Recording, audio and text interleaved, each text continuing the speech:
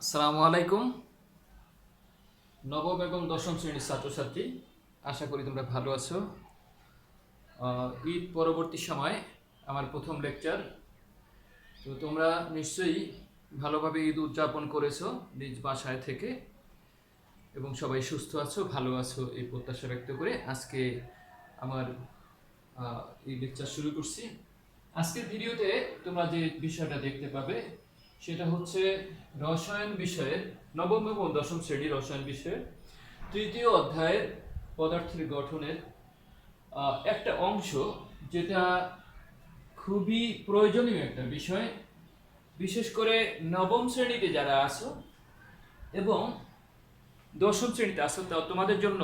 তবে নবম শ্রেণীর যারা, তারা প্রথমেই এই বিষয়টা ভালোভাবে আয়ত্ত না করলে পরবর্তীতে রসায়ন বুঝতে সমস্যা হবে। তো এই চ্যাপ্টার এর প্রাথমিক যে বিষয়গুলো আমি এর আগের লেকচারে তোমাদের জন্য উপস্থাপন করেছি, তোমরা নিশ্চয়ই দেখেছো। তো যে বিষয়টা তোমাদের খুবই জানা দরকার, যে পরমাণুতে ইলেকট্রন বিন্যাসের নিয়ম কি, কিভাবে পরমাণুর মধ্যে ইলেকট্রন বিন্যাস করা থাকে, সেই বিষয়টা আজকে তোমাদের জন্য আমি দেখাচ্ছি। তো ইলেকট্রন বিন্যাস করার জন্য কিছু ধাপ তোমাদের মুখস্থ রাখা দরকার, কিছু ধাপ তোমাদের বোঝা দরকার। সেই ধাপগুলোর প্রথম যে ধাপটা আমি দেখাইছি এখানে বৃত্তাকার চিহ্ন দিয়ে, নিউক্লিয়াসের চারপাশে ইলেকট্রনগুলো কিভাবে বিন্যস্ত থাকে সেটার প্রাথমিক পর্যায়টা, যে নিউক্লিয়াসের চারপাশে বিভিন্ন কক্ষপথে ইলেকট্রনগুলো ঘুরতে থাকে।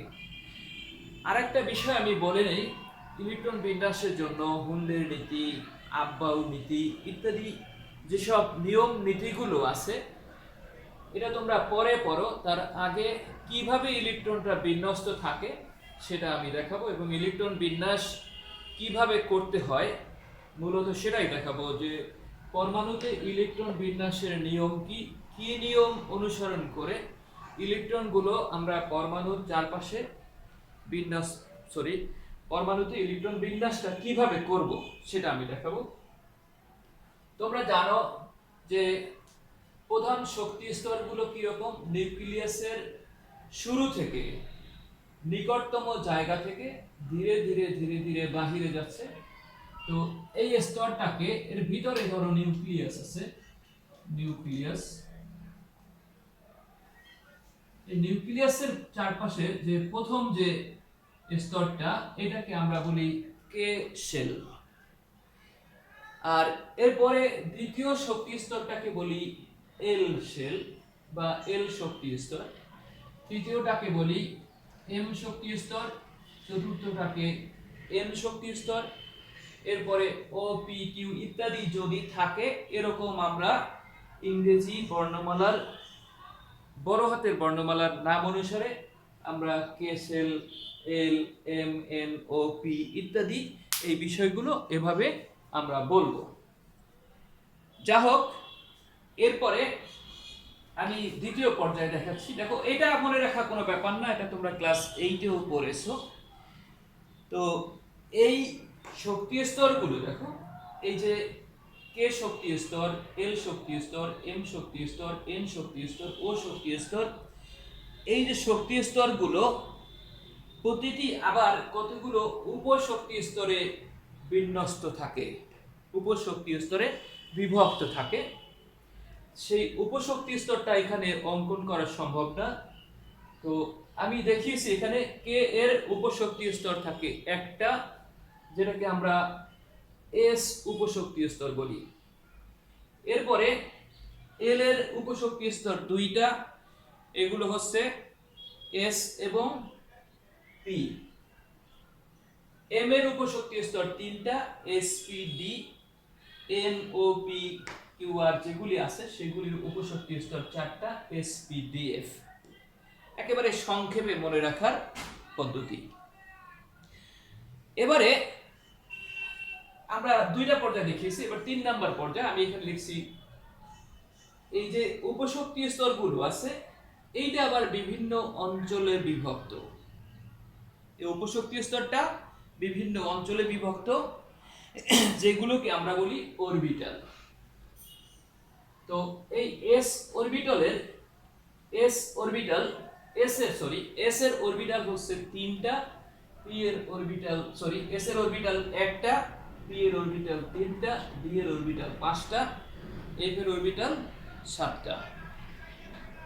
তো এটা মনে রাখা খুব সহজ পদ্ধতি। তোমরা যদি বেজোড় সংখ্যাটা মনে রাখো,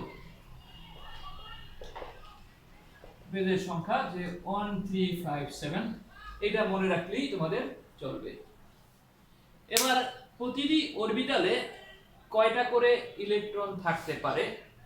মনে রাখবা প্রতিটি অরবিটালে ম্যাক্সিমাম 2টা করে ইলেকট্রন থাকতে পারে। প্রতিটি অরবিটালে 2টা করে ইলেকট্রন থাকতে পারে।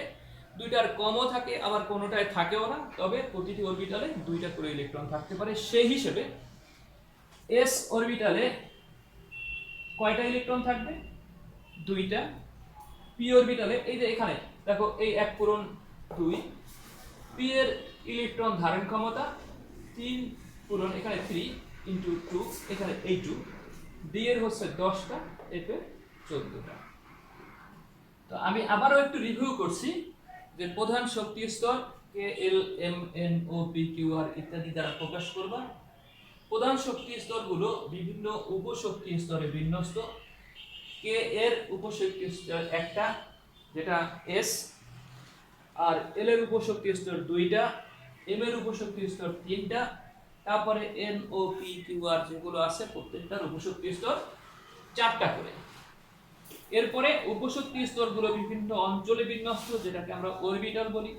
এবং এস অরবিটালে এস এর অরবিটাল 1টা, পি এর অরবিটাল 3টা, ডি এর অরবিটাল 5টা, এফ এর অরবিটাল 7টা। এবং প্রতিটি অরবিটালে ম্যাক্সিমাম 2টা করে ইলেকট্রন থাকতে পারে। তাহলে এস অরবিটালে 2টা করে সর্বোচ্চ 2টা ইলেকট্রন থাকবে, পি অরবিটালে সর্বোচ্চ 6টা ইলেকট্রন থাকবে, ডি অরবিটালে সর্বোচ্চ 10টা ইলেকট্রন থাকবে, আর এফ অরবিটালে সর্বোচ্চ 14টা ইলেকট্রন থাকবে। তাহলে প্রতিটি অরবিটালে 2টা ইলেকট্রন থাকতে পারে। প্রতিটি অরবিটালে কয়টা ইলেকট্রন থাকতে পারে? 2টা। আবার একটাও থাকতে পারে, আবার কোনোটায় নাও থাকতে পারে। এবার ইলেকট্রনগুলো কিভাবে থাকবে দেখো, মানে তাহলে আমরা আরেকটু দেখি। তাহলে কে এর ইলেকট্রন কয়টা থাকবে? কে শক্তি স্তরে এখানে ইলেকট্রন থাকতে পারবে সর্বোচ্চ 2টা। কিভাবে 2টা আসছে? এখানে দেখো আমরা কে দেখাইছি, কে এর শক্তি স্তর হচ্ছে এস, একটা, এই একটা দেখাইছি। তারপরে এল এর উপশক্তি স্তর 2টা, এস আর পি। তাহলে এখানে কয়টা ইলেকট্রন থাকতে পারবে? এই এস এর জন্য 2টা আর পি এর জন্য 6টা। তাহলে এই এস এর 2টা আর পি এর 6টা যোগ করে আমি দেখাইছি 8টা। এবারে এম এর শক্তি স্তর কয়টা? এম এর শক্তি স্তর হচ্ছে 3টা, এসপিডি, এস এর 2টা, পি এর 6টা, ডি এর 10টা, মোট 18টা। এবার এন ও পি এদের ইলেকট্রন ধারণ ক্ষমতার মানে শক্তি স্তর হচ্ছে 4টা, ইলেকট্রন এস এর জন্য 2টা, পি এর জন্য 6টা, ডি এর জন্য 10টা, আর এফ এর জন্য 14টা, মোট 32টা। এইটুকু তোমরা 2n² নিয়ম অনুসারে ব্যাখ্যা করতে পারো। 2n² নিয়ম অনুসারে এইটুকু ব্যাখ্যা করা যাবে। মানে 1 থেকে 18, এই পর্যন্ত 1 থেকে 18 পর্যন্ত পারমাণবিক সংখ্যা বিশিষ্ট মৌলগুলোর ইলেকট্রন বিন্যাস তোমরা এই পর্যন্ত ব্যাখ্যা করতে পারবে। পরের গুলো আবার ব্যাখ্যা করার পদ্ধতিগুলি দেখো। এই ইলেকট্রনগুলো কিভাবে বিভিন্ন উপশক্তি স্তরে বিন্যস্ত থাকে সেইটার জন্য তোমাকে একটা খেলা শিখাই দিই আমরা। দেখো 1s, 2s, 3s, 4s, 5s, 6s, 7s। এবারে 2p, 3p, 4p, 5p, 6p, 7p, 3d, 4d, 5d, 6d, এবারে 4f আর 5f। এবার দেখো আমি এখানে একটা টার্ম দিয়েছি, এটা টার্ম দিয়েছি, এই দুইটা এই কর্নারে কোনাকুনি টার্ম দাও, এটা এই টার্মটা দিয়েছি, এই টার্মটা দিয়েছি। এবার দেখো এইটাকে এটার সাথে মিলাই দাও। তার মানে দেখো 1s থেকে ইলেকট্রনটা যাচ্ছে কোথায় 1s এর পরে আগে 1s ফিল আপ করে যাবে 2s এ। 2s থেকে আবার দেখো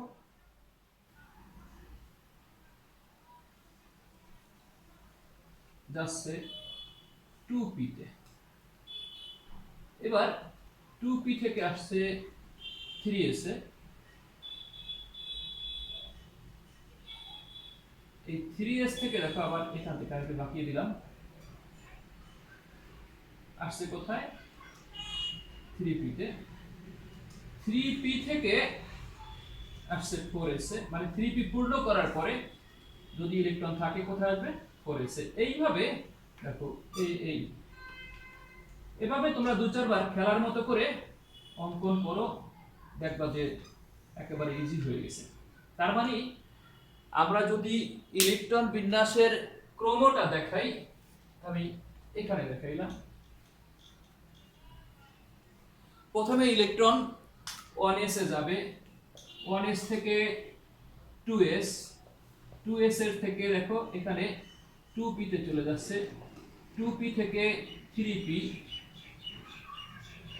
3p থেকে 4s, 4s থেকে যাচ্ছে কোথায় 4s ফিল আপ করার পরে 3d, 3d এর পরে 4p, 4p এর পরে 5s, 5s এর পরে কি ইলেকট্রন পাবে 5s থেকে যাচ্ছে 4d তে।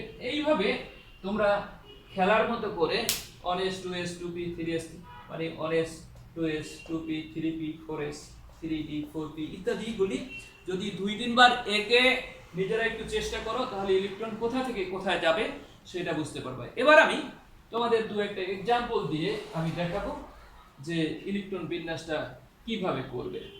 আমি এটা মুছে ফেললাম।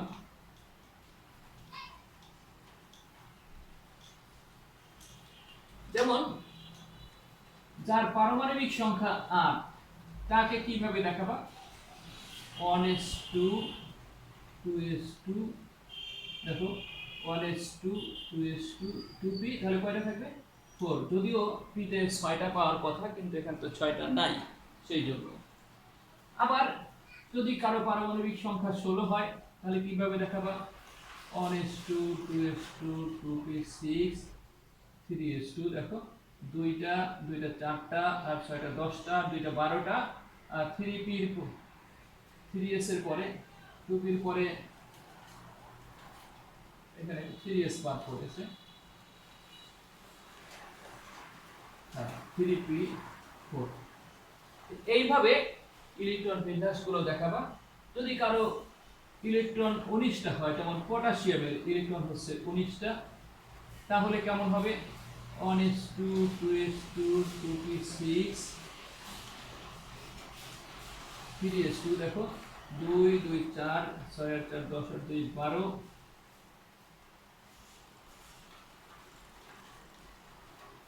1s2 2s2 2p6 3s2 3p6। এবার 4s1, দেখো তো 2 4 6 আর 4 10 আর 2 12 আর সাথে 12 7 18 19। এইভাবে তোমরা ইলেকট্রন বিন্যাস করতে পারবা। এইভাবে সবগুলো মৌলের ইলেকট্রন বিন্যাস করতে পারবা। শুধু একটু ব্যতিক্রম নিয়ম আছে, ব্যতিক্রম মাত্র কয়েকটার, সেটা আমি একটু পরে দেখাচ্ছি। তার আগে আমি আরেকবার তোমাদেরকে রিভিউ করে দিচ্ছি কিভাবে তোমরা ইলেকট্রন বিন্যাসটা মনে রাখবে। তো আগে প্রধান শক্তি স্তর,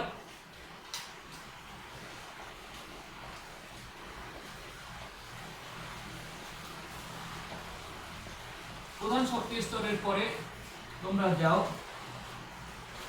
উপশক্তি স্তরে। প্রধান শক্তি স্তর হচ্ছে কে এল এম এল ইত্যাদি। তারপরে উপশক্তি স্তর যেটা বলছিলাম যে বিভিন্ন রকম এস ই ডি এফ। তারপরে এইগুলোর ইলেকট্রন কয়টি অঞ্চলে বিভক্ত সেটা দেখবা। 3 নাম্বারটা হচ্ছে কয়টি অঞ্চলে বিভক্ত, এস হচ্ছে 1টি, পি হচ্ছে 3টি, ডি হচ্ছে 5টা অঞ্চলে, তারপরে এফ হচ্ছে 7টা অঞ্চলে। এবার এখান থেকে তুমি যাবা প্রতিটি অরবিটালের ইলেকট্রন ধারণ ক্ষমতা কত। প্রতিটি অরবিটালে দুইটা করে ইলেকট্রন, এস এর ইলেকট্রন ধারণ ক্ষমতা খেয়াল করবা, এই যে 1 পূরণ 2, এই যে 1 পূরণ 2, পি এর জন্য হচ্ছে 3 × 2, ডি এর জন্য 5 × 2, এফ এর জন্য 7 × 2। এইভাবে তোমরা ইলেকট্রন বিন্যাসের নিয়মগুলো ভালো করে মনে রেখে এরপরে তুমি দেখো, তাহলে এরপরে আসবা কেতে থাকতে পারবে দুইটা, এটা এল এ থাকতে পারবে 8টা, এম এ থাকতে পারবে 18টা, আর এর পরের গুলো তো 32টা, মানে এন এর জন্য 32টা, তারপরে কয়টা থাকবে জাস্ট এই কয়টা মনে রাখলেই তোমাদের চলবে। এরপরে কয়েকটা एग्जांपल দিয়েছি, জাস্ট আমি আবারও বলছি প্রধান শক্তি স্তর, এরপরে উপশক্তি স্তর, এরপরে এই কয়টা অঞ্চলে বিভক্ত, কার কয়টা ইলেকট্রন ধারণ ক্ষমতা, কে এর কয়টা, এল এর কয়টা, এম এর কয়টা। দেখো এখানেও আমরা এখানে দেখাচ্ছি, দেখো এইটাই, দেখো এইটা হচ্ছে কে, এই দুইটা ইলেকট্রন, এটা হচ্ছে এল, কয়টা ইলেকট্রন দেখো 6 আর 2 8টা। তারপরেরটা কিন্তু আলাদা, তারপরেরটা মিলবে না সবগুলোর জন্য, এটা অষ্টক পূর্ণতার ব্যাপার আছে, আমরা এটা নিয়ে আবার পরে কথা বলবো। তার আগে এরপরে আমি কয়টা एग्जांपल দিয়েছি, জাস্ট এইভাবে ইলেকট্রন বিন্যাসগুলো করে যাবে। এখন কথা হলো আরেকটা বিষয়, যে এই আমি 6টা পয়েন্ট বলেছি, যে 6টা পয়েন্ট, একটা প্রধান শক্তি স্তর, একটা পয়েন্ট উপশক্তি স্তর, তারপরে কয়টা অঞ্চলে বিভক্ত, কার কয়টা ইলেকট্রন ধারণ ক্ষমতা, কে এর কয়টা, এল এর কয়টা, এম এর কয়টা ইত্যাদি। এরপর আমি एग्जांपल দিয়েছি এই কয়েকটা পর্যায়, সরি এই एग्जांपलের আগে আমি আবার এটা দেখাইছিলাম যে 1s, 1s এর পরে 2s, তারপরে 2p, 3s, 3p ইত্যাদি ইত্যাদি বিষয়গুলো দেখানোর পরে আরেকটা বিষয় মনে রাখবা, যে ইলেকট্রন যখন প্রবেশ করে কোথায়, 1s থেকে 2s এ, 2s থেকে 3p তে, এই নিয়মে। কিন্তু ইলেকট্রন বিন্যাসের ক্ষেত্রে একটু ব্যতিক্রম নিয়ম আছে। সেই ব্যতিক্রমটা হচ্ছে কার ক্ষেত্রে, ইলেকট্রন বিন্যাসের ক্ষেত্রে দেখা যায়, আমি এবার এটা মুছে ফেললাম,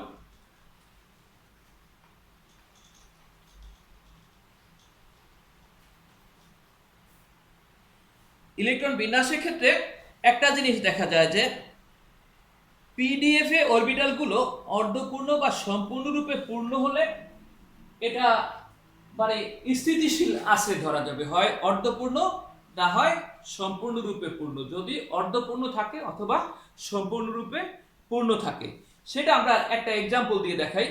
যেমন মানে এইটা মনে রাখবা, ND5 ND10, দেখো ডি এর ইলেকট্রন ধারণ ক্ষমতা কয়টা, 10টা।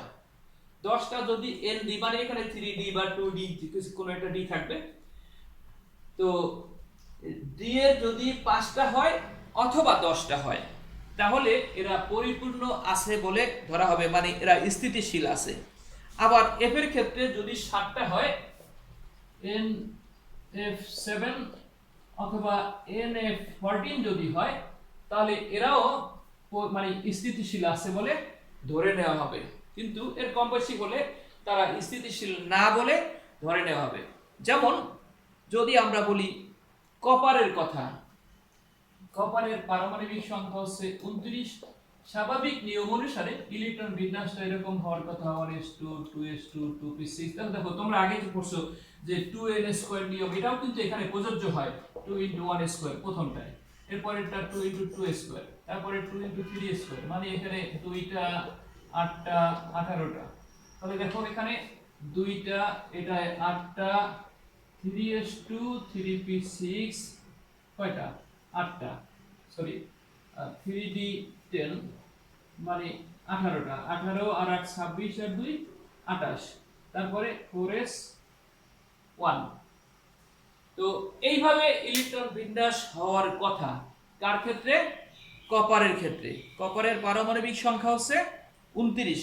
29 এর ইলেকট্রন বিন্যাসটা কি রকম হওয়ার কথা, 1s2 2s2 2p, দেখো 18 আর 8 26 আর 2 28 আর 29।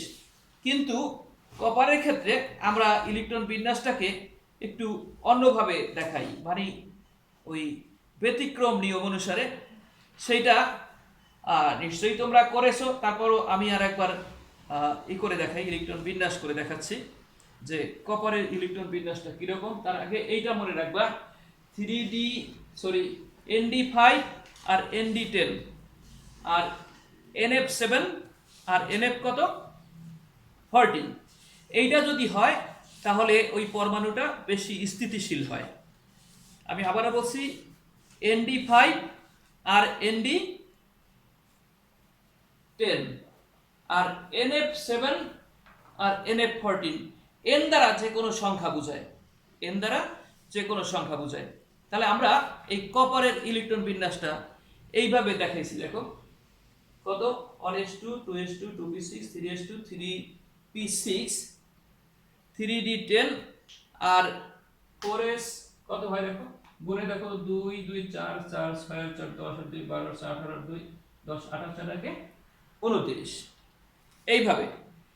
তো কিন্তু প্রকৃতপক্ষে কপারের ইলেকট্রন বিন্যাসটা এইভাবেই হওয়ার কথা, কিন্তু তোমরা যদি করো তোমাদের নিয়ম অনুসারে, আব্বাউর নিয়ম অনুসারে ইলেকট্রন বিন্যাসটা হওয়ার কথা 1s2 2s2 2p6 3s2 3p6 3d10 4s2। দেখো উপরের ইলেকট্রনগুলি গুণে দেখো কত হয়, 2 2 4 আর 6 10 আর 2 12 আর 6 18 আর সরি এটা হওয়ার কথা তোমাদের নিয়ম অনুসারে, কারণ এই 3d এর আগে 4s এ ইলেকট্রনটা প্রবেশ করে। তোমরা ওই যে আমি এরকম দেখাইছিলাম 1s 2s 2p এভাবে। তো সেই অনুসারে এটা হওয়ার কথা, এটা না হয়ে আমরা কি করব, এইটাকে পরিপূর্ণ করে দিয়ে এটাকে অর্ধেক পূর্ণ করে দিলাম, যাতে করে তাহলে কপারের ইলেকট্রন বিন্যাস হচ্ছে মূলত এইটা ব্যতিক্রম নিয়ম অনুসারে, আর স্বাভাবিক নিয়ম অনুসারে এটা হয়, কিন্তু এটা না করে আমরা এইটা করব। তো যাই হোক, আমি আব্বাউ নিয়মের কথা একটু বলছি। তো আব্বাউ নিয়ম আর হুন্ডের নিয়ম এই সম্পর্কে আমরা পরবর্তী লেকচারে কথা বলবো, কিন্তু তার আগে একেবারে সাদামাঠাভাবে ইলেকট্রন বিন্যাসগুলো তোমরা এভাবে করবে, এবং এই ঠিক একইভাবে তোমরা ক্রোমিয়ামের ক্ষেত্রে ইলেকট্রন বিন্যাস করতে পারো। ঠিক আছে, ক্রোমিয়ামের ক্ষেত্রেও এই ব্যতিক্রম নিয়মটা প্রযোজ্য হবে। তো যাই হোক, এইটুকু মনে রাখতে পারলেই তোমাদের নবম এবং দশম শ্রেণী তোমরা ইলেকট্রন বিন্যাসগুলো ঠিকঠাক মতো করতে পারবে। আর যা হোক, ইলেকট্রন বিন্যাস সম্পর্কে আমার এইটুকুই কথা। আমরা পরবর্তী ক্লাসে আরও কোনো তোমাদের প্রশ্ন থাকলে সেটার জবাব দেব। আর গত লেকচারের বিষয়ে আমার কিছু ছাত্রছাত্রী ওরা মন্তব্য করেছে, তো তোমরা এই কমেন্টগুলো কোথা থেকে করো একটু বলে দিলে আমার ভালো লাগবে, যে কোন জায়গার স্টুডেন্ট আমার সেটা বুঝতে পারবো, অথবা নতুন কোনো স্টুডেন্ট কিনা, তোমরা নতুন কোনো ভিউয়ার কিনা সেটা আমি বুঝতে পারবো। যা হোক, একজন প্রশ্ন করেছো যে Razia Sultana relative atomic mass অর্থাৎ আপেক্ষিক পারমাণবিক ভর বের করার কোনো নিয়ম আছে কি, এই প্রশ্ন করেছো, নাকি সরাসরি মুখস্থ করতে হবে। তো আমি সবার কমেন্টগুলোর জবাব দিতে পারবো না, তবে তোমাদের দুই একজনের কমেন্টের জবাব দিলেই তোমরা বুঝতে পারবে যে তোমাদের জবাব পেয়ে গেছো। তো আসলে এখানে আরেকজন প্রশ্ন করেছো যে মনিরুল ইসলাম টাস আইসিটি থেকে, তুমি নিশ্চয়ই আমার সাভারের ছাত্র মনে হয়। স্যার আপনার ক্লাসগুলো মিস করছি, অনেক ভালো লাগতো। আচ্ছা, তারপরে সোহাগ আবার অন্যরকম প্রশ্ন করেছে, স্যার পড়ার মাঝে আপনার দুই একটা কমন ডায়লগ না দিলে ভালো লাগে না স্যার, মাঝে মাঝে শুধু ভিডিও দেখলেই হয় না, আপনার মায়ের কথা মনে পড়তেছে ইত্যাদি ইত্যাদি এরকম কমেন্ট করেছো। যাই হোক, তো তুমি মনে রাখছো সোহাগ, তোমাকে ধন্যবাদ। তারপরে মমতাদি লিখেছো, স্যার আমার স্টিল মনে পড়ছে যে আমাদেরকে এভাবেই আপনি শেখাতেন। যাই হোক, বিভিন্ন মন্তব্য করেছো। আমি রাজিয়া সুলতানা তোমার জন্য বলছি, দেখো অ্যাটমিক পারমাণবিক এভারেজ অ্যাটমিক মাস অথবা রিলেটিভ অ্যাটমিক মাস বের করার নিয়ম আছে, মনে রাখতে পারবা যদি তোমার আইসোটোপ গুলো জানা থাকে, এবং সেই আইসোটোপের কোন আইসোটোপ প্রকৃতিতে কত পার্সেন্টেজ পাওয়া যায়, শতকরা কি পরিমাণ পাওয়া যায় সেটা যদি জানো, তাহলে তুমি সূত্র দিয়ে বের করতে পারবে। সেই ক্ষেত্রে তুমি এটা সূত্র এভাবে মনে রাখতে পারো, যদি আমি লিখি যে একটা মৌল ZXM, এইটা ধরো প্রকৃতিতে 75% পাওয়া যায়। আর একটা ঠিক এটার আর একটা আইসোটোপ আছে যেটা এটার পারমাণবিক সংখ্যা n, সরি ভর সংখ্যা n, এটার ভর সংখ্যা হচ্ছে m। এটা যদি ধরো 25% পাওয়া যায় তাহলে আপেক্ষিক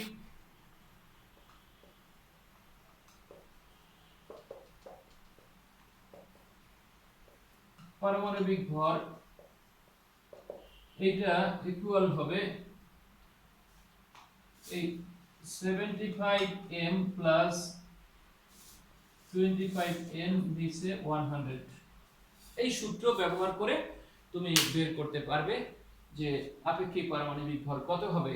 মানে আমি আবারও বলছি, তোমার যদি শতকরা পরিমাণটা জানা থাকে আইসোটোপের তাহলে এটা প্রযোজ্য, আর শতকরা পরিমাণ জানা না থাকলে তাহলে কেমনে করবা? সেই ক্ষেত্রে তোমার ওই পারমাণবিক সংখ্যা আর ভর সংখ্যা জানা থাকতে হবে। যেমন তোমাকে একটা एग्जांपल দিয়ে দেখাই যে অক্সিজেনের ক্ষেত্রে আমরা এরকম লিখি 16, সেই ক্ষেত্রে এর আপেক্ষিক পারমাণবিক ভর হবে এখানে 16 ইনটু 100, কারণ এটা তো 100%ই পাওয়া যায়, এটা আলাদা কোনো আইসোটোপ নাই, ঠিক আছে, এটা 100%ই প্রকৃতিতে পাওয়া যায়। আর নিচে এই যে 100, দেখো 100, এই 100 100 কাটা মানে 16। তুমি এইভাবে সূত্র ইউজ করতে পারো। তো আমি যদি একটা एग्जांपल দিয়ে তোমাদেরকে দেখাই আপেক্ষিক পারমাণবিক ভরের, সেই ক্ষেত্রে ধরো কপার পারমাণবিক সংখ্যা হচ্ছে 63 আপেক্ষিক পারমাণবিক ভর এটার জন্য। আর আরেকটা কপার আমি দেখাচ্ছি 29 65, ধরো এইটাকে পাওয়া যায় 69.2%, আর স্বাভাবিকভাবেই এটাকে পাওয়া যাবে 30.8%। তাহলে এটার আপেক্ষিক পারমাণবিক ভর তুমি কেমনে করবা? আপেক্ষিক পারমাণবিক ভর 63 ইনটু এত পার্সেন্ট, দেখো এই 69.2 প্লাস এখানে কত, এই 65 ইনটু এত 30.8 ভাগ 100 ইকুয়াল টু 63.5। হ্যাঁ, এইভাবে তোমরা আপেক্ষিক পারমাণবিক ভর বের করতে পারবে।